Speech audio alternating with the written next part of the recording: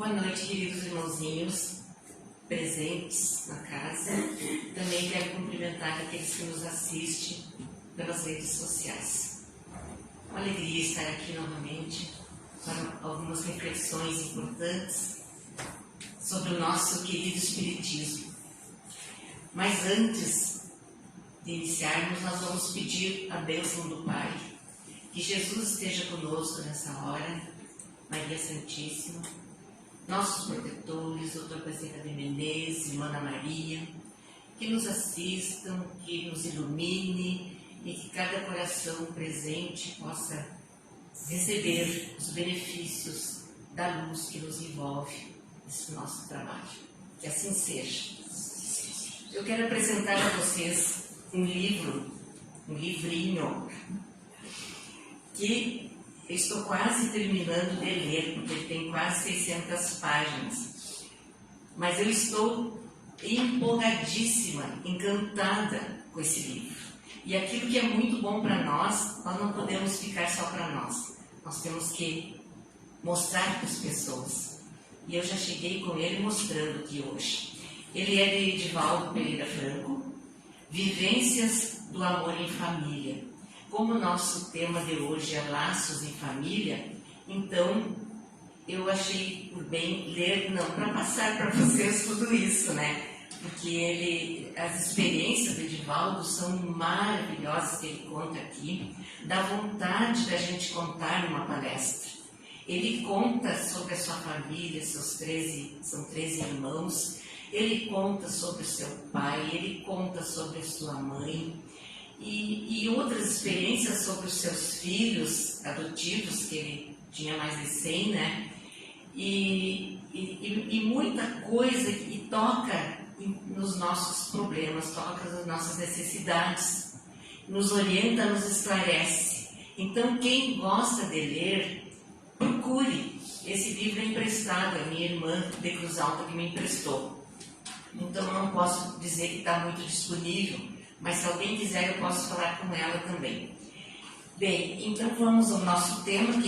Quem quiser se interessar pelo livro, tiver oportunidade, não deixe de ler. Aí, outra coisa que eu queria contar para vocês, porque a gente acha que Divaldo fala difícil, né? Divaldo, neste livro, ele fala igual a nossa linguagem.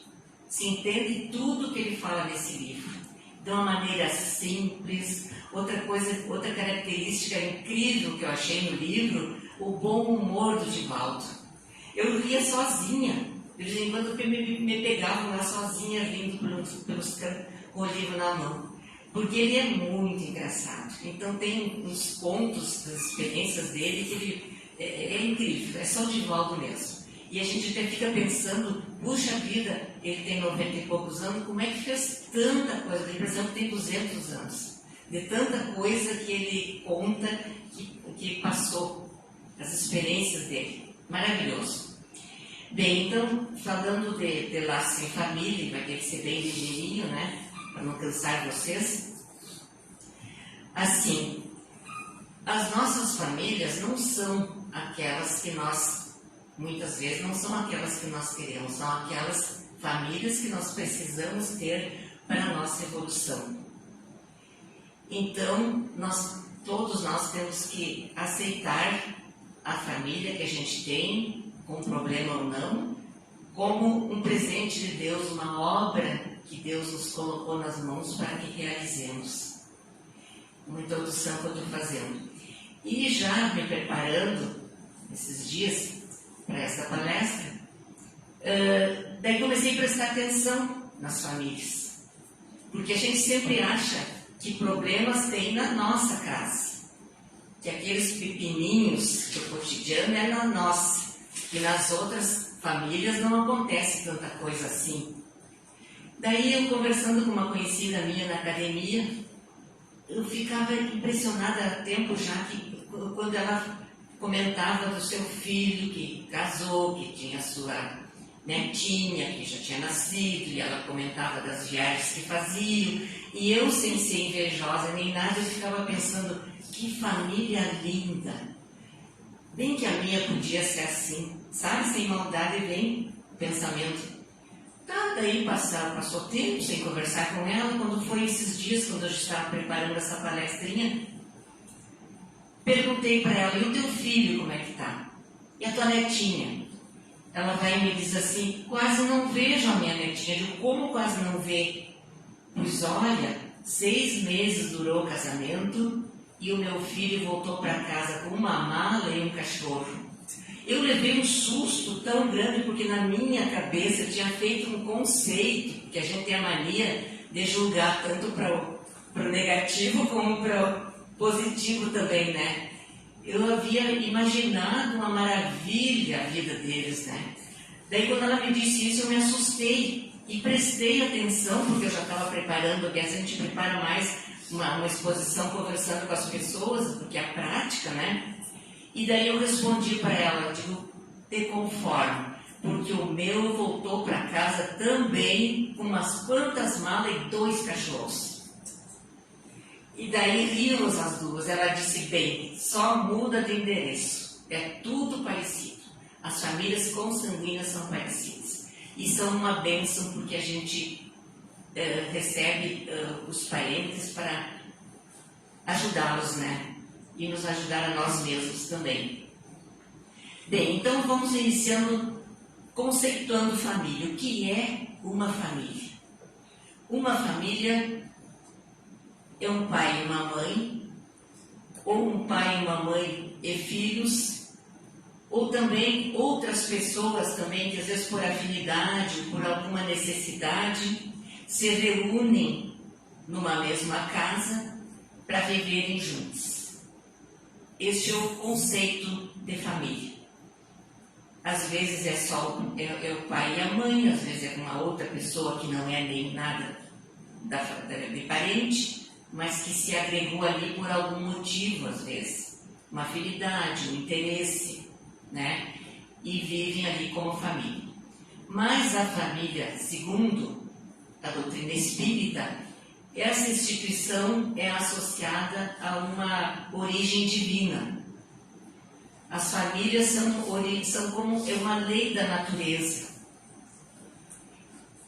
coordenado pelo grande Criador. Então, com deveres, com responsabilidades, então essas famílias se formam com uma coordenação muito acima de nós. É o conceito espírita, são leis universais. É a lei da natureza, as famílias. Elas são formadas pela lei da natureza. No Livro dos Espíritos, na questão 774, diz: os laços sociais são necessários ao progresso. E os de família tornam mais apertados esses laços. Eis porque os laços de família são uma lei da natureza.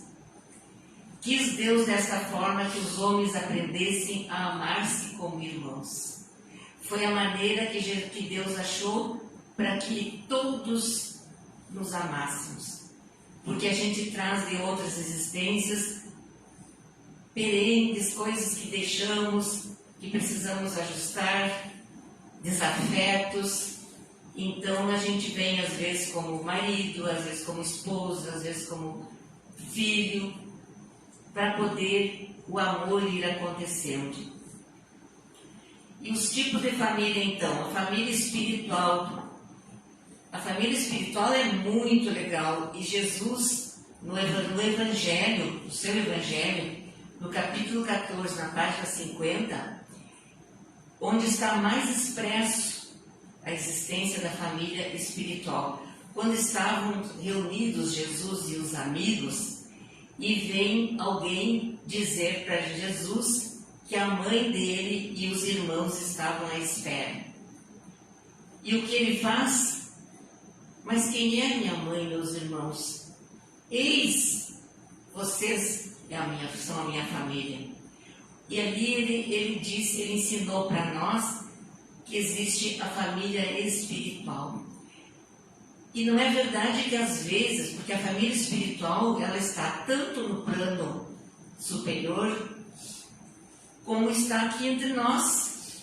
a família que a gente tem espiritual são os nossos protetores, porque eles se procuram. Quem é da família espiritual fica se procurando, encarnados ou desencarnados, e se encontrando nessas idas e vindas ao encontro dessa família espiritual. Porque é um amor muito grande. Quando alguém não está bem, que está no lamaçal da vida, então eles são esses que não estão bem. Nós, quando não estamos bem, somos ajudados, auxiliados pelos nossos familiares espirituais. Eles ficam nos auxiliando até nós sairmos daquele lamaçal que nos encontramos. Por isso que nós temos que confiar muito que nunca estamos sozinhos, porque nós temos a nossa família espiritual. E querem uma prova que a gente convive com a família espiritual? Nós temos pessoas que nós amamos de paixão a vida inteira, que a gente se encontra e se ilumina com ela. E não é parente, não é irmão, não é primo, não é nada. Não é da família espiritual? É óbvio que essa pessoa é da nossa família, só que é da família espiritual. Agora estamos aqui, daqui a pouco podemos estar juntos no mundo dos espíritos, e estamos sempre nos ajudando com o pensamento, com o nosso amor. Estas são pessoas que pertencem à nossa família espiritual. E a família espiritual, ela é forte, ela é unida, ela é, como é que diz até que eu anotei aqui, é uma família de simpatia, de comunhão de pensamentos, que prende os espíritos antes, durante e depois de suas encarnações. Olhem a importância da nossa família espiritual. Esses espíritos se buscam em suas migrações terrenas para se agruparem formando famílias unidas e homogêneas. A gente vê também muitas famílias que são bem unidas, bem homogêneas, que não têm tantas turbulências quanto as nossas. São famílias espirituais, e daí elas vêm, se agrupam, né, por alguma necessidade do plano superior para evoluir. A gente sempre vem para evoluir. E sempre o amor, né, presente. E a família corporal consanguínea, elas são frágeis. Elas se extinguem com o tempo. E às vezes se separam aqui mesmo na vida terrena. Sabe que nós espíritas, nós temos um punhado de conhecimento e dizemos muita bobagem. Às vezes a gente diz assim, com esta peste eu nunca mais me encontro.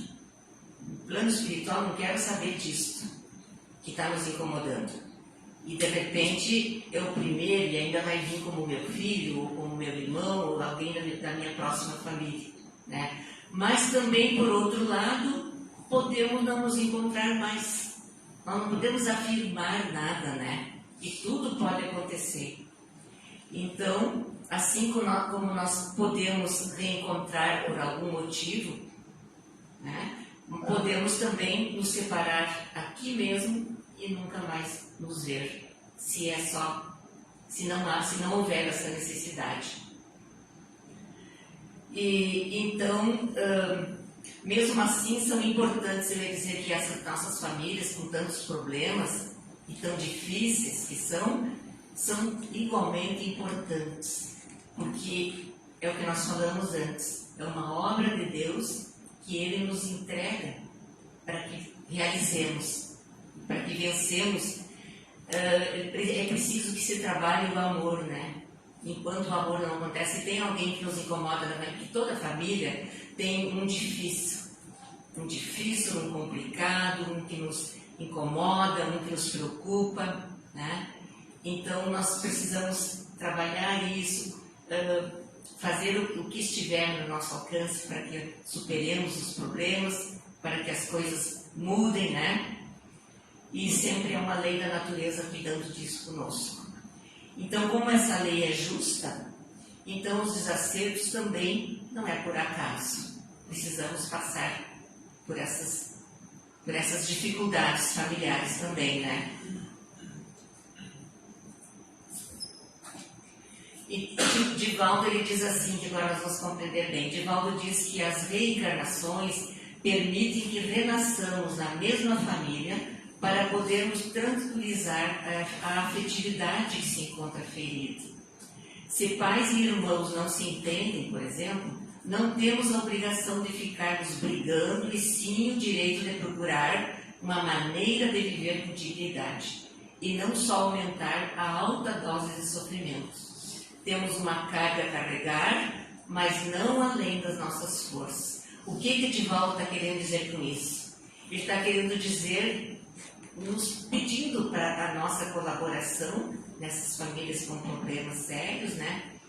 Que se tenha paciência, que se tolere, mas que também a gente não se anule, que a gente ache um jeito de viver com dignidade, né? Não é tendo paciência que vão deixar que façam de nós um boneco, o que quiserem, não. Nós temos a nossa personalidade e nesse livro Divaldo sempre conta que nunca deixou que tomasse conta dele, das vontades dele, ele sempre fez o que quis.